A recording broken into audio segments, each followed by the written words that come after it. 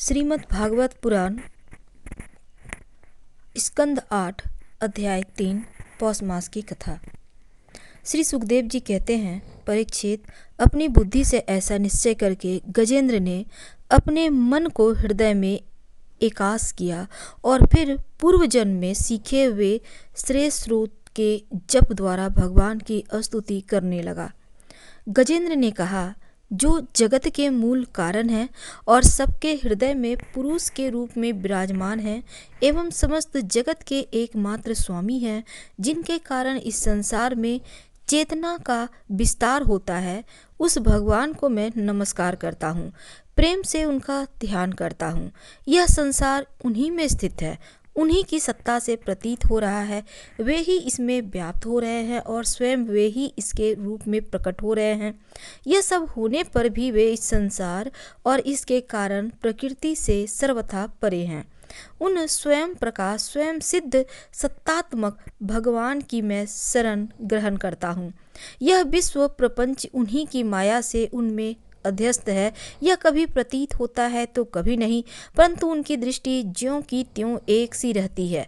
वे इसके साक्षी हैं और उन दोनों को देखते रहते हैं। वे सब के मूल हैं और अपने मूल भी नहीं है। कोई दूसरा उनका कारण नहीं है। वे ही समस्त कार्य और कारणों से अतीत प्रभु मेरी रक्षा करें।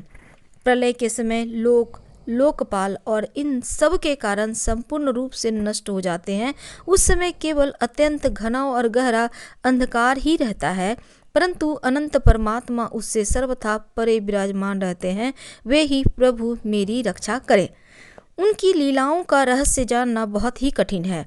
वे नट की भांति अनेकों वेश धारण करते हैं। उनके वास्तविक स्वरूप को ना तो देवता जानते हैं और न ऋषि ही। फिर दूसरा ऐसा कौन प्राणी है जो वहां तक आ सके और उनका वर्णन कर सके।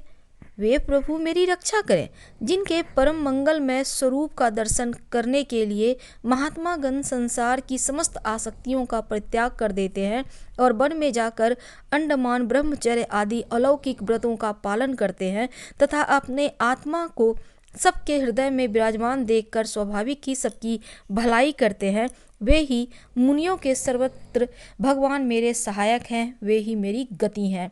न उनके जन्म कर्म न नाम रूप, फिर भी उनके संबंध में गुण और दोषों की तो कल्पना ही कैसे की जा सकती है। फिर भी विश्व की सृष्टि और संहार करने के लिए समय समय पर उन्हें अपनी माया से स्वीकार करते हैं। उन्हीं अनंत शक्तिमान सर्वेश्वर पर ब्रह्म परमात्मा मैं नमस्कार करता हूँ। ये अब अरूप होने पर भी बहुरूप हैं।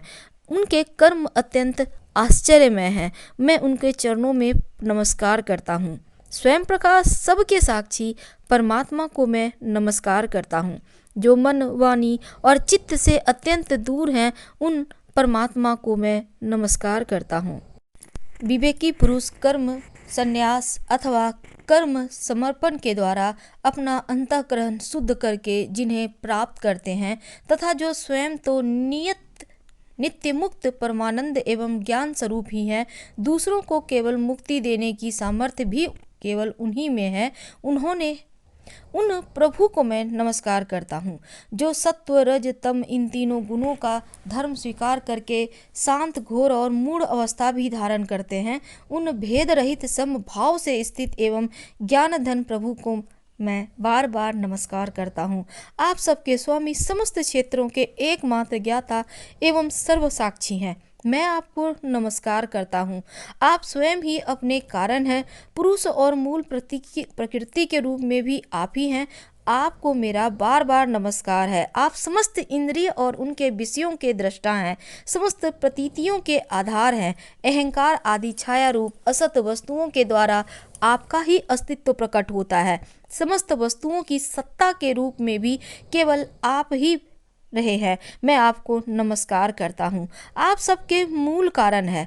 आपका कोई कारण नहीं है तथा कारण होने पर भी आप में विकार या परिणाम नहीं होता, इसलिए आप अनोखे कारण हैं। आपको मेरा बार बार नमस्कार है। जैसे समस्त नदी झरने आदि का परम आश्रय समुद्र है, वैसे ही आप समस्त वेद शास्त्रों के परम तात्पर्य हैं।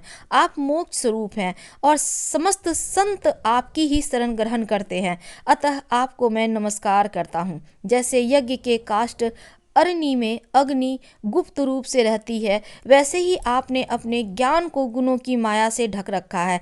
गुणों में क्षोभ होने पर उनके द्वारा विविध प्रकार की सृष्टि रचना का आप संकल्प करते हैं। जो लोग कर्म संन्यास अथवा कर्म समर्पण के द्वारा आत्म तत्व को भावना करके वेद शास्त्रों से ऊपर उठ जाते हैं, उनके आत्मा के रूप में आप स्वयं ही प्रकाशित हो जाते हैं। आपको मैं नमस्कार करता हूँ। जैसे कोई दयालु पुरुष फंदे में पड़े हुए पशु का बंधन काट दे, वैसे ही आप मेरे जैसे शरणागतों की फांसी काट देते हैं। आप नित्य मुक्त हैं, परम कल्याणमय हैं और भक्तों का कल्याण करने में आप कभी आलस्य नहीं करते। आपके चरणों में मेरा नमस्कार है।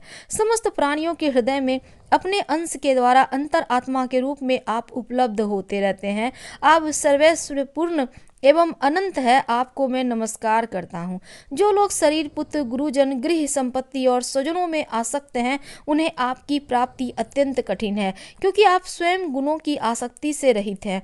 जीवन मुक्त पुरुष अपने हृदय में आपका निरंतर चिंतन करते रहते हैं। उन सर्वेश्वर पूर्ण ज्ञान स्वरूप भगवान को मैं नमस्कार करता हूँ। धर्म, अर्थ, काम और मोक्ष की कामना से मनुष्य उन्हीं को भजन करके अपनी अभिष्ट वस्तु प्राप्त कर लेते हैं। इतना ही नहीं, वे उनको सभी प्रकार का सुख देते हैं और अपने ही जैसे अविनाशी पार्षद शरीर भी देते हैं। वे ही परम दयालु प्रभु मेरा उद्धार करें।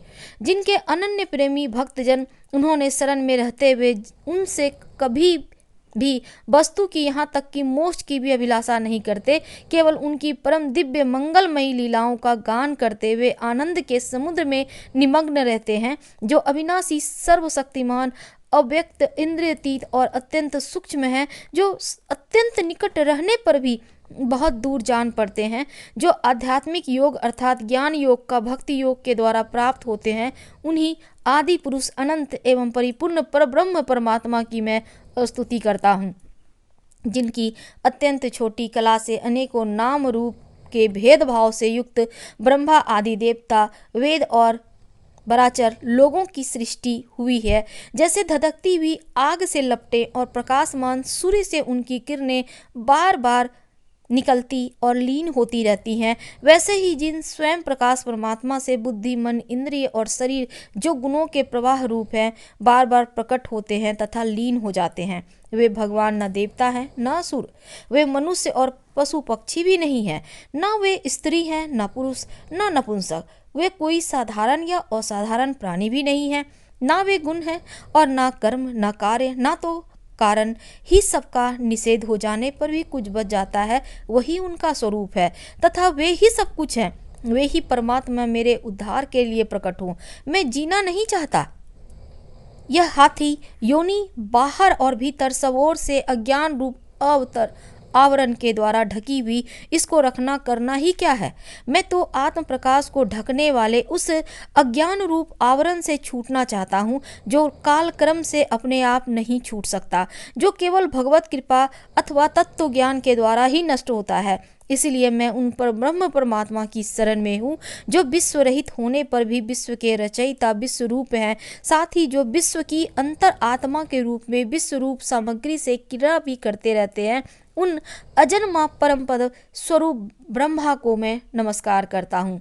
योगी लोग योग के द्वारा कर्म वासना और कर्म फल को भस्म करके अपने योग शुद्ध हृदय में जिन योगेश्वर भगवान का साक्षात्कार करते हैं, उन प्रभु को मैं नमस्कार करता हूँ। प्रभु, आपकी तीन शक्तियाँ सत्व, रज और तम के राग आदि वे असह हैं। समस्त इंद्रियों और मन के विषयों के रूप में भी आप ही प्रतीत होते हैं। इसलिए जिनकी इंद्रियां बस में नहीं है, वे तो अपनी प्राप्ति का मार्ग भी नहीं पा सकते। आपकी शक्ति अनंत है, आप शरणागत वत्सल हैं। आपको मैं बार बार नमस्कार करता हूँ। आपकी माया अहम बुद्धि से आत्मा का स्वरूप ढक गया है, इसी से यह जीव अपने स्वरूप को नहीं जान पाता। आपकी महिमा अपार है। उन सर्वशक्तिमान एवं माधुर्य निधि भगवान की मैं शरण में हूँ। श्री सुखदेव जी कहते हैं, परीक्षित, गजेंद्र बिना किसी भेदभाव के निर्विशेष रूप से भगवान की स्तुति की और इसीलिए भिन्न भिन्न नाम और रूप को अपना स्वरूप मानने वाले ब्रह्मा आदि देवता उसकी रक्षा करने के लिए नहीं आए। उस समय सर्वात्मा होने के कारण सर्वदेव स्वरूप स्वयं भगवान श्री हरि प्रकट हो गए। विश्व के एकमात्र आधार भगवान ने देखा कि गजेंद्र अत्यंत पीड़ित हो रहा है, अतः उसकी स्तुति सुनकर वेदमय गरुड़ पर सवार हो चक्रधारी भगवान बड़ी शीघ्रता से वहाँ के लिए चल पड़े जहाँ गजेंद्र अत्यंत संकट में पड़ा हुआ था। उनके साथ स्तुति करते हुए देवता भी आए। सरोवर के भीतर बलवान ग्राह ने गजेंद्र को पकड़ रखा था और वह अत्यंत व्याकुल हो रहा था। जब उसने देखा कि आकाश में गरुड़ पर सवार होकर हाथ में चक्र लिए भगवान श्री हरि आ रहे हैं, तब अपनी सूंड में कमल का एक सुंदर पुष्प लेकर उसने ऊपर को उठाया और बड़े कष्ट से बोला, नारायण जगत द्वारो भगवान, आपको नमस्कार है। जब भगवान ने देखा कि गजेंद्र अत्यंत पीड़ित हो रहा है, तब वे एक बारगी गरुड़ को छोड़कर कूद पड़े और कृपा करके गजेंद्र के साथ ही ग्राह को भी बड़ी शीघ्रता से सरोवर से बाहर निकाल लाए। फिर सब देवताओं के सामने ही भगवान श्री हरि ने चक्र से ग्राह का मुंह फाड़ डाला और गजेंद्र को छुड़ा लिया। श्रीमद् भागवत पुराण स्कंद 8 अध्याय 3 समाप्त हुआ। अगले अध्याय के साथ हम आपसे कल मिलेंगे। हर हर महादेव। पसंद आए तो प्लीज़ लाइक कर सब्सक्राइब करें, शेयर करें और कमेंट करें। धन्यवाद।